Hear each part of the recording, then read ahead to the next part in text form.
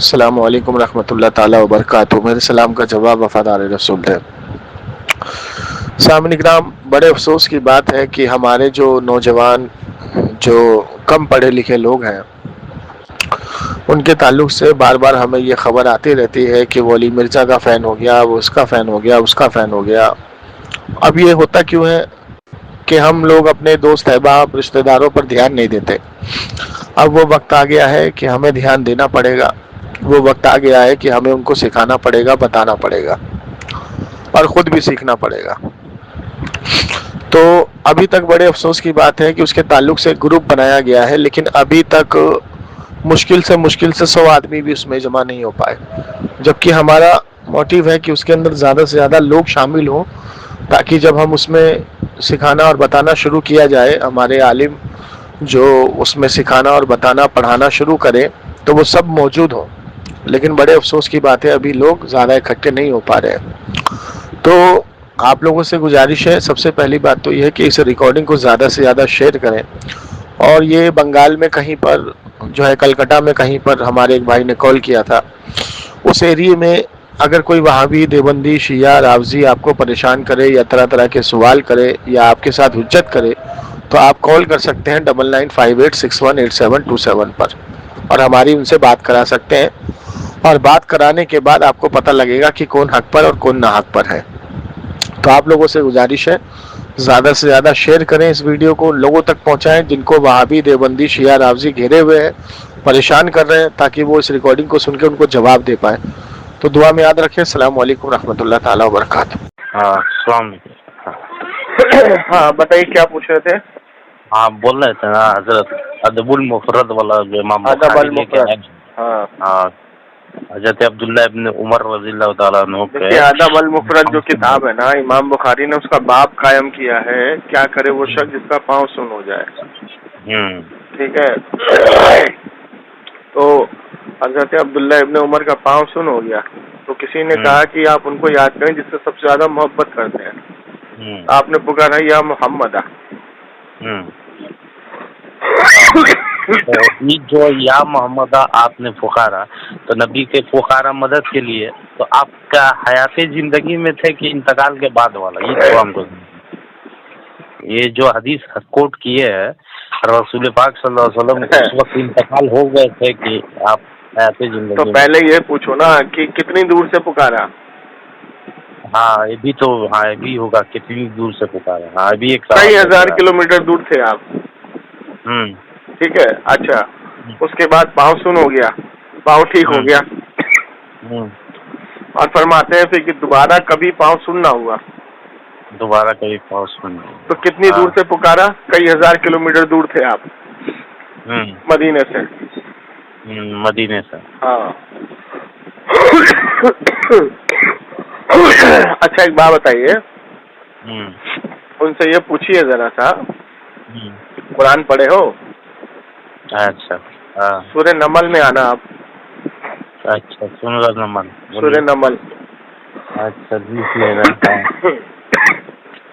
سورہ نمل میں سلیمان علیہ السلام نے بلقیس کا تخت کس سے منگوایا تھا؟ اچھا ہاں وہ اپنا ایک ولی تھے ان کے ذریعے سے منگوایا۔ اچھا کتنی دور تھا بلقیس کا تخت؟ کئی ہزار کلومیٹر دور۔ اور وہیں پہ بیٹھے بیٹھے پلک جھپکتے وہ اللہ کے ولی لے آئے اٹھا کے، لے آئے۔ تو کیسے لائے ذرا پوچھنا ان سے۔ جو ایک جن کو بولے تھے تو وہ جن بولا کہ بہت دیر ہوگا، اس سے کم دیر میں ہی لے گئے۔ جن نے کہا کہ آپ اٹھیں گے اور بیٹھیں گے اور وہ آ جائے گا تخت، آپ نے کہا کہ نہیں مجھے اس سے بھی کم وقت چاہیے، اس سے بھی کم وقت چاہیے، اس سے بھی کم وقت میں لے کے۔ تو وہ اللہ کے ولی کیسے اٹھا کے لائے ذرا پوچھنا ان سے۔ اور پہلی بات تو کئی ہزار کلومیٹر دور اس تخت کو دیکھ رہے تھے، وہ تخت تہ خانے کے اندر بند کر کے بلقیس نکلی تھی وہ بھی دیکھ رہے تھے، اٹھا کے لے کر کے آئے، وہ بھی اٹھا کر کے لے کر کے آئے، تو اتنا لمبا ہاتھ کیسے ہو گیا ان کا، اور اتنی لمبی نگاہ کیسے ہو گئی؟ یہ لوگ سب موضوع گھرا پھرا کے یہ لوگ ایک جگہ لا دیتا ہے۔ تو ان سے یہ پوچھو نا، سنو ان سے یہ پوچھو کہ اللہ کے ولی کو اللہ نے اتنی قیامت طاقت دی ہے تو اللہ کے نبی کو کتنی طاقت ہوگی؟ بہت زیادہ. تو آپ یہ لوگ تو گھرا پھرا کر ضرورت ایک جگہ پہ لا دیتا ہے. نبی پاک صلی اللہ علیہ وسلم سے جب مدد مانا جاتا تھا ایک اسباب تھا، اب غیر اسباب ہو گیا. یعنی حیات زندگی میں ماننیا ایک تو اسباب ہے. آیت تم کو دکھانی ہے نا کہ اللہ نے فرمایا ہو کہ جب تک زندہ ہے تب تک مدد لینا، دنیا سے جانے کے بعد تم ان سے مدد مانگنا تمہارے لیے شرک ہو جائے گا. یہ تو سورۃ تحریم والا جو آپ آیت دیے ہیں کہ اللہ اس کے رسول کی مدد مانگ، اس میں اسباب اور غیر اسباب کے تو اس میں یہ نہیں ہے. اللہ تعالیٰ نے اسباب اور غیر اسباب میں صرف کافروں کو رکھا ہے. ہاں، جیسے مثال کے طور پر کافروں سے خرید فروخت، مدد لینا جائز ہے، لیکن اس کے مرنے کے بعد اس سے کچھ نہیں لے سکتے. تو یہ تو ہو گیا عام انسان کی بات. تو اللہ کے ولی، اللہ کے نبی، اللہ کے صحابہ کو پہلے تم مردہ ثابت کرو. ٹھیک ہے. اور تم کافروں کے تعلق سے نازل ہونے والی آیتوں کو قرآن میں ایمان والوں پر چسپا دیتے ہو. ہاں، یہ بھی تو چسپا دیتا ہے. عبداللہ ابن عمر کی حدیث ہے کہ بدترین خارجی مخلوق ہے وہ جو قرآن میں کافروں کے تعلق سے نازل ہونے والی آیتیں ایمان والوں پہ چسپاتے ہیں. اب ان سے پوچھو کون کون سی آیتیں جو تم چسپاتے ہو. اچھا، یہ بخاری میں حدیث ہے نا جو آپ بول کے جا رہے ہیں، حضرت عبداللہ بن عمر، حضرت عمر والا. ہاں، بخاری میں جی بخاری شریف جلد 3 میں ہے. ہاں، جلد 3 میں. ہاں بولیے نا. ہاں، خوارج. تو کون سی آیتیں تھیں جو عبداللہ ابن عمر کے دور میں خارجی اور منافق جو ہیں صحابہ کی قبروں پر چسپاتے تھے؟ وہ آیت پڑھ کے بتاؤ. نہیں پڑے گا وہاں بھی نہ، پڑے گا ہی نہیں. تم سے بھاگے گا، پھر وہ بتائے گا ہی نہیں تمہیں. سمجھے؟ وہ تو آیت اس مجوسی ایک ہی لوگ کو کفار کے پر آیت نازل ہوا تھا. اس کو بارے میں وہ سب مساوے آئے تھے، تو آیت مساوے ایسی کچھ ہے نا. تو آپ مجھے بتا دیجئے، وہ آیت بتا دیجئے. اللہ نے فرمایا ہو کہ میرا نبی جب تک دنیا میں رہے مدد لینا، اس کے بعد تمہارے لیے مدد لینا شرک ہو جائے گا. ہاں، یہی چیز آپ صحیح بات کرتے ہیں. اچھا، مصنف ابن ابی شیبہ کی حدیث جب بارش نہیں ہو رہی تھی.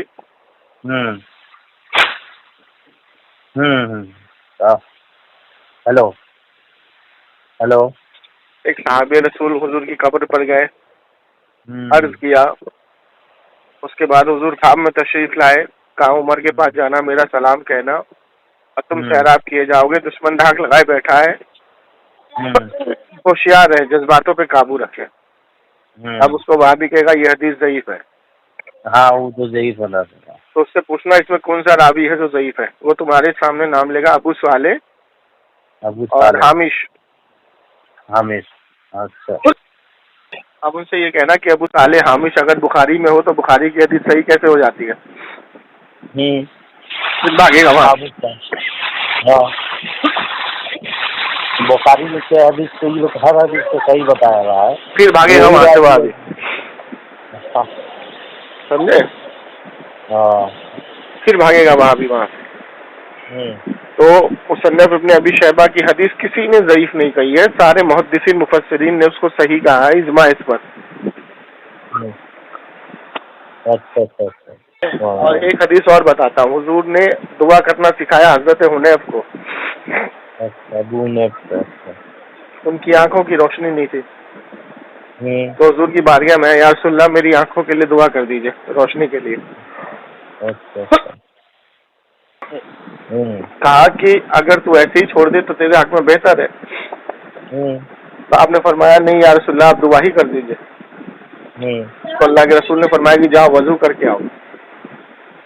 وضو کیا، پھر کہا کہ جاؤ 2 رکعت نماز پڑھو اور اللہ سے دعا کرو، اے اللہ میں تیری بارگاہ میں دعا کرتا ہوں اور نبی علیہ الصلوۃ والسلام کا وسیلہ پیش کرتا ہوں. ہاں، تو میری آنکھوں کی روشنی لوٹا دے. تو یہ جو عمل تھا اللہ کے رسول نے جو صحابہ کو سکھایا، یہ خاص تھا یا عام تھا؟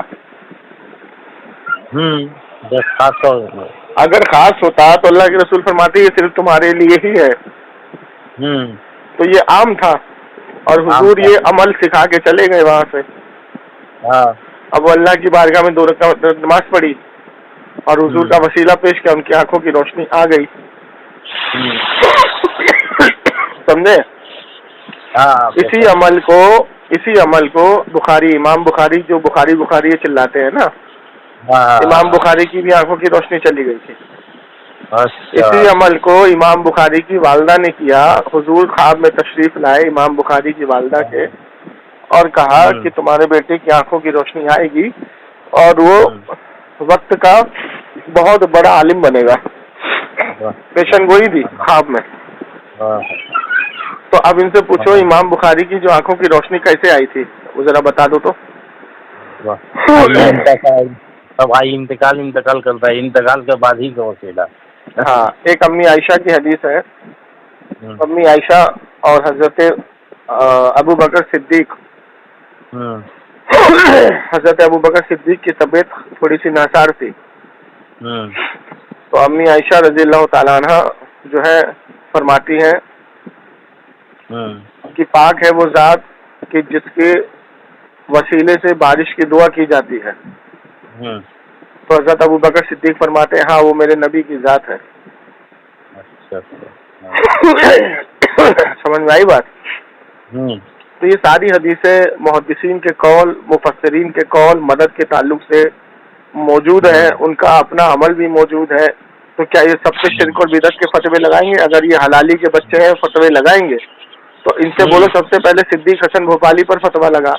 صدیق حسن بھوپالی نے ابن قیم سے مدد مانگی، ابن جوزی سے مدد مانگی، یا ابن قیم مدد یا شیخ جوزی مدد، تو ابن قیم تو مر چکا تھا، ابن قیم کو تو ماننے والا اہل حدیث صحیح ہے۔ ہاں اچھا، دوسرا ابن تیمیہ پہ فتویٰ لگا، ابن تیمیہ کی کتاب ہے صراط المستقیم، اس میں لکھتا ہے کہ اولیاء کی قبر پر رحمتوں کا نزول ہوتا ہے، فرشتوں کی آمد ہوتی ہے، ٹھیک ہے۔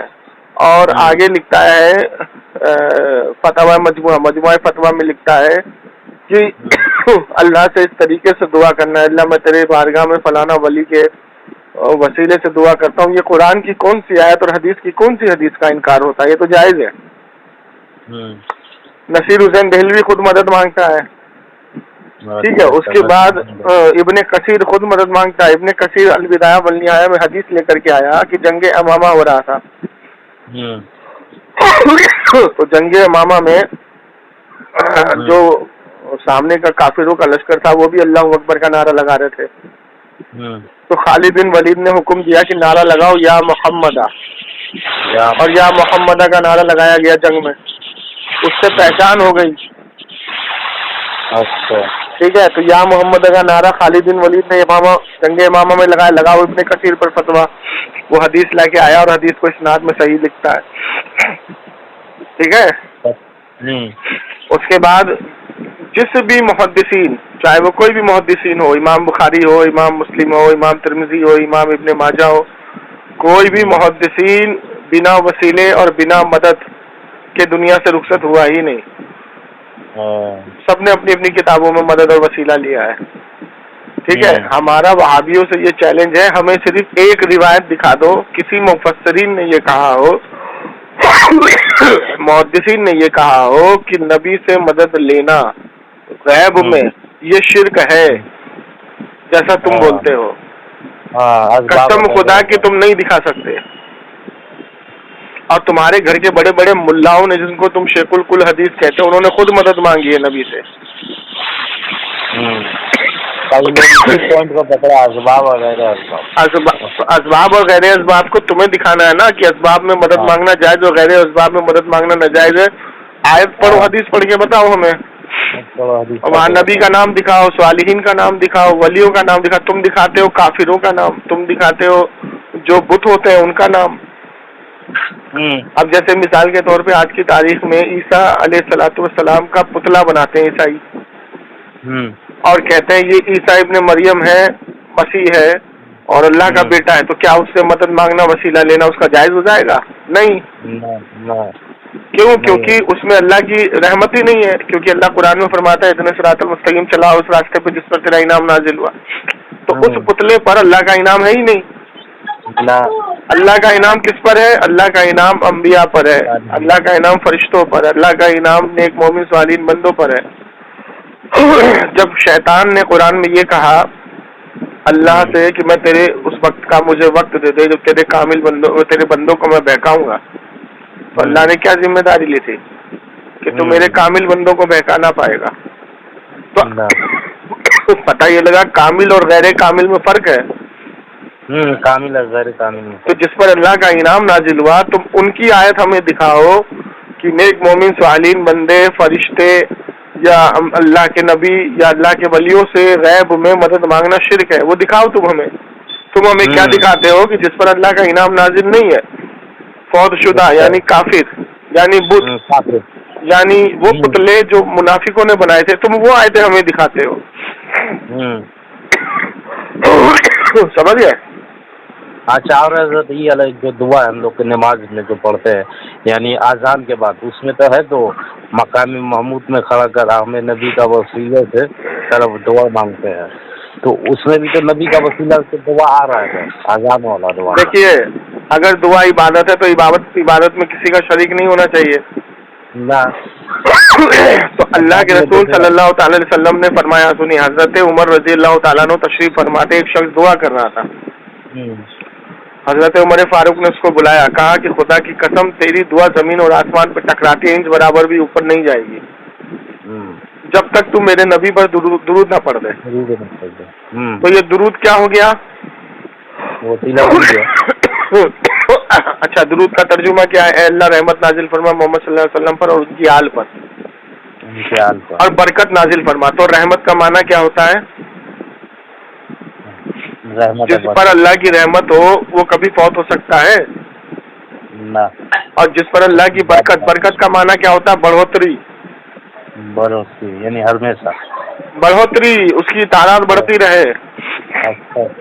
تو برکت کا مطلب کیا ہوتا ہے کہ تھوڑا سا ہو لیکن اس میں برکت ہو جائے. جیسے آپ نے تھوڑا سا کھانا بنایا، اب اس میں برکت ہو گئی کہ 10 آدمی نے کھا لیا، اللہ نے برکت دے دی. سمجھے؟ تو برکت کا مطلب ہوتا ہے بڑھوتری. تو برکت کی اور رحمت کی دعا اللہ اور اس کے اللہ کے رسول اور ان کی آل کو جب تک تم نہیں مانگو گے تب تک تمہاری دعا آسمان اور زمین میں ٹکرا رہی ہے. تو یہ عبادت میں درود شریف داخل ہو گیا نا.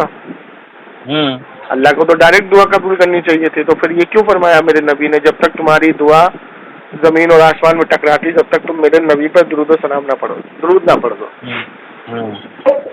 تو اب بتاؤ یہ عبادت میں داخل تو خود اللہ نے کیا نا، رسول اللہ نے کیا. بس یہی مسئلہ ہے. یہی ہمارے لوگ پڑھے لکھے کم ہیں، یہ لوگ بڑگڑا پگلاتے ہیں 2-4 قرآن کی آیتیں اور دنیا بھر کی الٹی سیدھی حدیثیں جو تعلق سے ہے اس کو چپکا دیتے. ہمارے علاقہ میں نا اہل حدیث آج کچھ ہے پاکستان کے انجینئر بہت زیادہ ہو گیا ہے. ہاں فالوور. اب یہ ریکارڈنگ آپ ایک کام کرو اپنے ایریے میں گھماؤ. ہاں ٹھیک ہے، اس کا ریکارڈنگ ہم کر لے رہے ہیں. ریکارڈنگ نہیں ہم نے کر لیا ہے، ہم اس کو یوٹیوب پہ ڈالیں گے، آپ اس کو اپنے ایریے میں گھمائیے.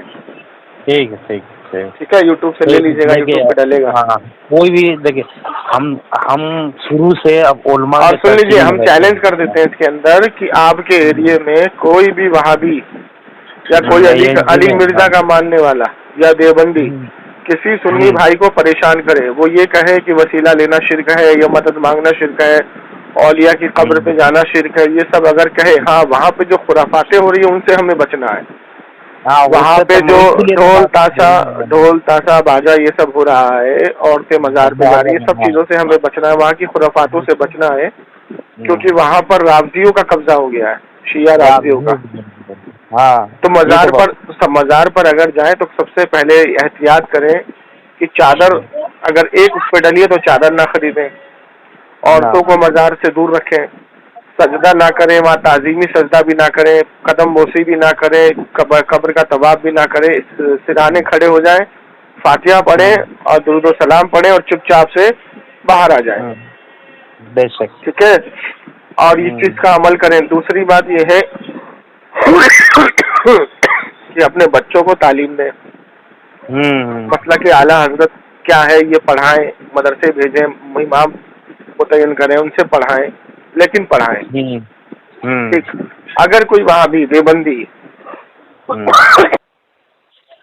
علی مرزا کا ماننے والا کہے فاتحہ خوانی پہ بات کرنی ہو, 40ویں پہ کرنی ہو, تیجے پہ کرنی ہو, یا ہمارے کسی بھی عمل پہ کرنی ہو, تو میرا نام جمشید علی قادری, میرا نمبر ہے 9958618727.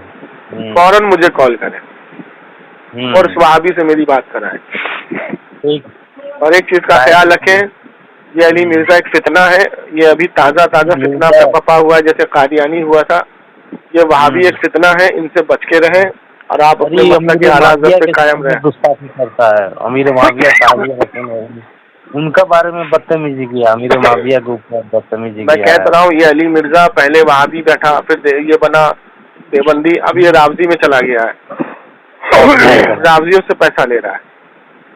تو راوزی حضرت امیر معاویہ پہ لعن طعن کرتے تو وہ بھی کر رہا ہے, جبکہ اہل بیت نے منع کیا ہے, اہل بیت نے ان کو صحابی رسول مانا ہے. ہمارا چیلنج ہے ان کو قیامت تک, اس علی مرزا کے جتنے چمچے گھوم رہے ہیں نا سب کو قیامت تک چیلنج ہے, ہمیں ایک کال دکھا دو, امام حسن سے دکھا دو, امام حسین سے دکھا دو, امام زین العابدین سے دکھا دو, امام جعفر سے دکھا دو, امام باقر سے دکھا دو, ایک کال دکھا دو کہ حضرت امیر معاویہ معاذ اللہ منافق ہے, معاذ اللہ. قیامت تک نہیں دکھا پاؤ گے. اور ہم ان کے کال آپ کو دکھا دیں گے, ان کی کتابوں سے دکھا دیں گے کہ حضرت امیر معاویہ صحابی رسول ہے, ٹھیک ہے, اور امام حسن نے ان کو خلافت دی ہے, اور وہ صحابی رسول ہیں, اور ایسے صحابی ہیں, جید صحابی ہیں جنہوں نے نظام صحیح سے چلایا. کتابیں بڑی پڑی ہیں اہل بیت کی. اچھا حضرت ایک بات سمجھیے, یہ مرزا علی انجینئر کے یہاں فالوور زیادہ ہے, ہم سے ان لوگوں سے بات ہوتا ہے, اگر ہم لوگ سے رائے لے کے اگر ایک جا کر کے اگر لائف اگر ہم آپ سے کرا دیں گے تو کیجیے گا, وہ لوگ بولتا ہے بالکل بات کرائیے, بات کرائیں گے نا. حدیث بالکل سن لیجیے, بخاری شریف کو حدیث 2812, امام بخاری جو حدیث لے کے آتے ہیں کہ عمار بن یاسر والا جو تجھے آپ بات, ارے بھائی سنیے اسی حدیث کو یہ لوگ پکڑا ہوا ہے. ہاں معلوم ہے کہ ان کو ایک باغی گروہ قتل کرے گا. تم جنت کی طرف جاؤ گے, تجھے جہنم. ٹھیک ہے, تو باغی گروہ میں سنیے, اس کی شرح میں ملا علی قاری فرماتے ہیں کہ اس کی شرح میں ملا علی قاری فرماتے ہیں کہ وہ باغی گروہ مروان کا تھا. مروان کے یہ وہ مروان تھا جس نے عثمان غنی رضی اللہ تعالیٰ عنہ کو شہید کروایا تھا, اور اس کا ایک ٹکڑا حضرت علی کے پاس جا کے چھپا, دوسرا ٹکڑا حضرت امیر معاویہ کے پاس پہنچ گیا.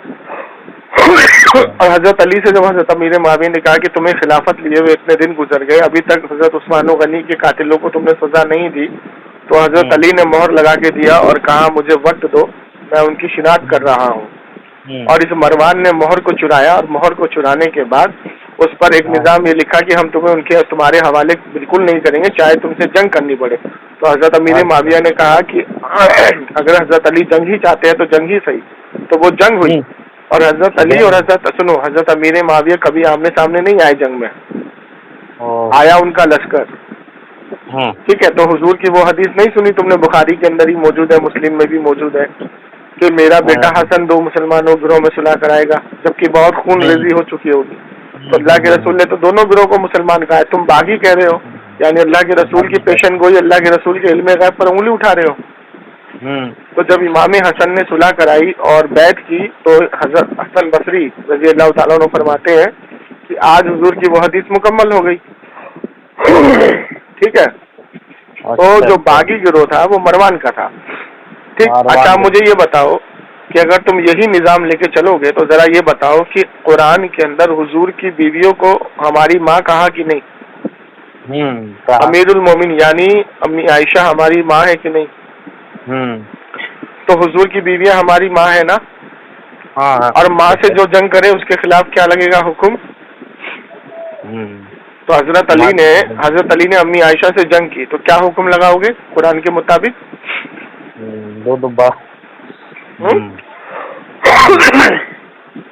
اور اللہ کے رسول نے فرمایا کہ جیسے ہر انبیاء کا کوئی نہ کوئی مددگار تھا, میرا مددگار جابر ہے. تو اب بتائیے کہ حضرت جابر جو ہے जुबैर, माफ कीजिएगा, हजरत जुबैर जो है वो हजरत अम्मी आयशा की तरफ से जंग लड़ रहे हैं और हजरत अली के लश्कर ने उनको शहीद किया और उनका सर कलम करके हजरत अली की बारगाह में पेश किया और हजरत अली नाराज हुए कि तुमने ये क्या किया, तुमने अशरा मुबशरा के साहबी को शहीद कर दिया। तो वो लश्कर भी बागी था जिसने शहीद किया।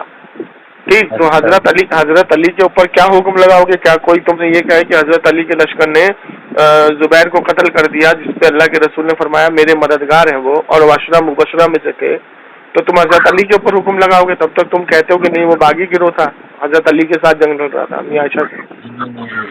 तो बागी गिरोह जो होता है ना, बागी गिरोह किसी का सगा नहीं होता। तो इस हिसाब से तो फिर हजरत अली पे 2 फतवे लग जाने चाहिए थे, एक अम्मी आयशा अमीरुल मोमिनीन से जंग करने की, ठीक है, और दूसरा हजरत जुबैर।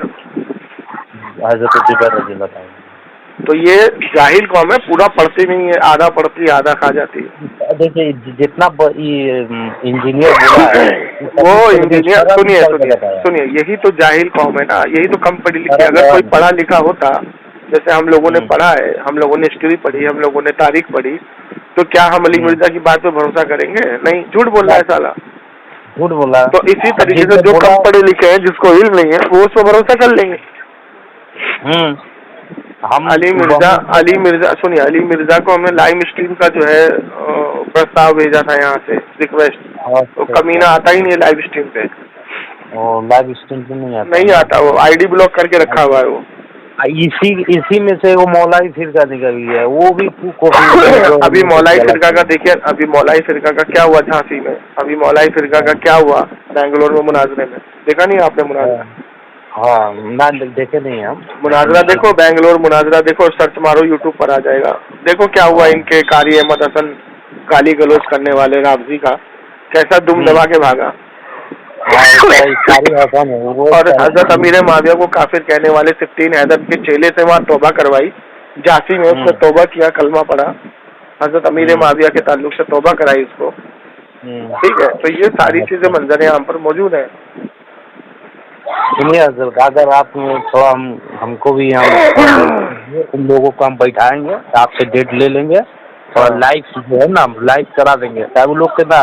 देखिए वो लोग भी उतना समझदार बच्चा नहीं ना है। अब मैं वही तो कह रहा हूँ ना कि स्टूडेंट बने हैं ऐसे जाहिल के कि उसको खुद इल्म नहीं है।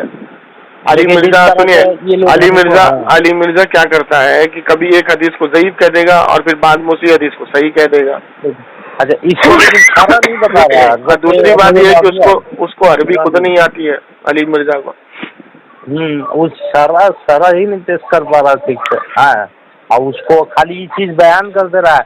ये लोग भी तो सारा नहीं ना जानता है। ये लोग देखिए, आप हमको बताए, हमको भी नहीं मालूम था, लेकिन आप बताए, खाली ये आ रहा था, लेकिन हमारा साहबी रसूल है वो हक है, लेकिन सारा कोई हमको नहीं मालूम था, लेकिन हम आपसे पूछे देखिए बता दिए। ये लोग पूछेगा भी नहीं ना, मेन बात तो ये है, किसी अपने से बड़े से पूछो, वल्लाह से पूछो। चलिए कोई बात नहीं है, आप ये रिकॉर्डिंग उनको पहुंचा दीजिएगा और हमने इसमें चैलेंज भी कर दिया है, हमने अपना नंबर भी दे दिया है, ठीक है। और किसी के अंदर ज्यादा खुजली है, किसी वहाबी देवबंदी के अंदर ज्यादा खुजली है, अगर सामने बैठने का कायल हो तो तहरीर शाया करे और सामने बैठ जाए, मुनाजरा कर ले। चाहे गैरुल्लाह से मदद पर कर ले, कोई राफजी हज़रत अमीर माविया पे कर ले, ठीक है, चाहे कोई राफजी कर ले, देवबंदी कर ले, वहाबी कर ले, शिया कर ले, जिसकी सलाहियत हो वो कर ले। ये सब जो पढ़ा लिखा जो है ना, उनको समझ में नहीं आ रहा है। इसीलिए आला हजरत ने लिखा है ना, आला हजरत ने क्यों लिखा, सोना जंगल रात अंधेरी छाई बदरी काली है, सोने वाले जागते रहिए चोरों की रखवाली है। तो ये ईमान के चोर हैं, ईमान के लुटेरे हैं, तो सोने वाले जागते रहो, ईमान को ताज़ा रखो और इनसे बचो। आला हजरत ने अपने शेर में ये आपको पेशन गोई दी है। तो चलें, ठीक है, आप